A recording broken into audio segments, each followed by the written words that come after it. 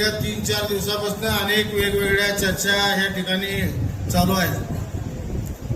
परवा दिवशीच शिरोळ तालुक्यातल्या राजश्री शाहू विकास आघाडीच्या वतीनं जवळपास 157 लोकांचे ठराव आम्ही राजश्री शाहू विकास आघाडी हे महायुतीतला एक घटक म्हणून हे 157 आज आपण दाखल केलेले आहेत.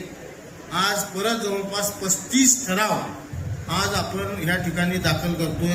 मी निश्चितपणे सांगतो, ह्या महायुतीच्या पाठीमागं शिरोळ तालुक्यातले 220 मतदार हे आबाजीने गोळा केलेले 30-32 आमच्या तालुक्यातनं नेलेले असे सगळे मिळून जवळपास 225 आमच्याकडे एकूण 264 काहीतरी आमच्याकडे मतदार आहेत. 264 पैकी 225 मतदार हे महायुतीच्या पाठीमागं अतिशय निश्चितपणे राहतील याची ग्वाही आजच्या या कार्यक्रमाच्या निमित्तानं देतो.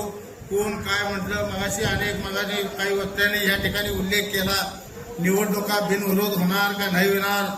सन्माननीय आमच्या खासदार साहेबांनी या ठिकाणी उल्लेख केला, निवडणुका लागाव्यात अशा दूध उत्पादक ठरावधारकांची अपेक्षा आहे अशा पद्धतीची भूमिका मांडली. खरं म्हणजे जो प्रामाणिक दूध उत्पादक आहे त्याची इच्छा ह्या गोकुळची निवडणूक होता कामा नाही. कारण ह्या गोकुळच्या निवडणुकीचा परिणाम ह्या गोकुळच्या एकंदरीत कारभारावर होणार आहे. त्यामुळं येणाऱ्या काळामध्ये गोकुळची निवडणूक ही बिनविरोधच झाली पाहिजे.